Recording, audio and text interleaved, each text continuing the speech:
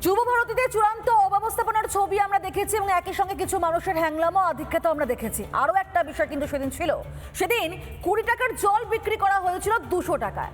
ঠিক এই ছবি ধরা পড়েছিল এবং সমস্ত মানুষজন দেখেছিল সেদিন যুব ভারতীতে প্রত্যেকে গিয়েছিলেন। প্রশ্ন এখানে, কার মদতে হয়েছিল এই কালোবাজারি, যে প্রশ্ন তুলেছেন বিরোধী দলনেতা শুভেন্দু অধিকারীও। দেখুন, জল কত? জল কত? জল কত? 200 টাকার জল খাও। 35 টাকা। একদম ভুল শোনেননি। 200 টাকাই দাম জলের বোতলের, যেটা আপনি 20 টাকায় কিনে থাকেন। শনিবার মেসিকে দেখতে যুব ভারতের ভিড়ে এমনই কালোবাজারি হয়েছে পানীয় জল নিয়ে। 200 টাকার জল খাও। কে বা কারা 10 টাকার চিপসকে 100 টাকায়,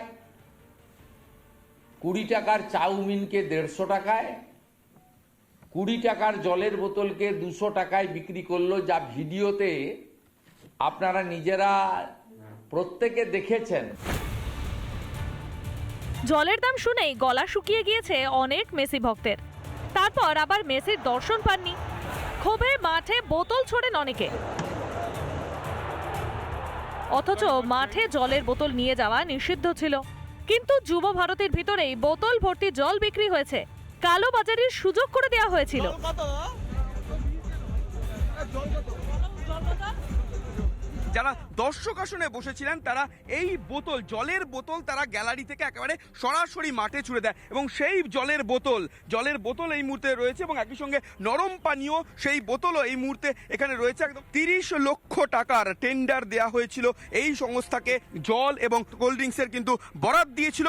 ये पानी का बोतल का 20 रुपया बाहर दाम है, तो यहाँ पर इतना सारे लोग बोल रहे थे, जो स्पेक्टेटर आए थे वो लोग बोल रहे थे कि इसका बोतल का दाम 150, 200 और करीब 100 रुपया ले रहे थे आप लोग। तो इसे बंदा क्या करेगा? 30 लाख रुपए देगा 4 घंटे के लिए, तो वो कैसे वसूल करेगा? 30 लाख रुपया 4 घंटे के लिए? जी, ये टेंडर था। टेंडर था ये। টাকা তো তুলতে হবে, তাই মেসিকে দেখানোর নামে কোটি কোটি টাকা তোলা হয়েছে। রীতিমতো লুট হয়েছে যুব ভারতীতে। 200 টাকা দিয়ে হয়েছে 20 টাকার জলের বোতল, 20 টাকার চিপসের প্যাকেট বিক্রি হয়েছে 150 টাকায়, 20 টাকার কোল্ড ড্রিঙ্ক কিনতে হয়েছে 200 টাকায়, 100 টাকায় বিক্রি হয়েছে 20 টাকার আইসক্রিম, 50 টাকার পপকর্নের দাম উঠেছে 300 টাকা। এসবের মধ্যে ভাইরাল হয়েছে জল বিক্রেতার ঔদ্ধত্য। 200 টাকার জল খাও। 35 টাকা। বাইরে 200 টাকা একটু কম করে আমরা তো খাবো।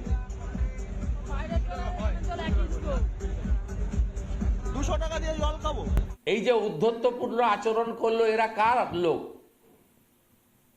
এদেরকে অরূপ স্বরূপ আমদানি করলো না সুজিত বসুরা? এই যে এরও তদন্ত হওয়া দরকার। এই লোকটাকে ডেকে জিজ্ঞেস করা উচিত যে তোমাকে কে পাঠিয়েছে।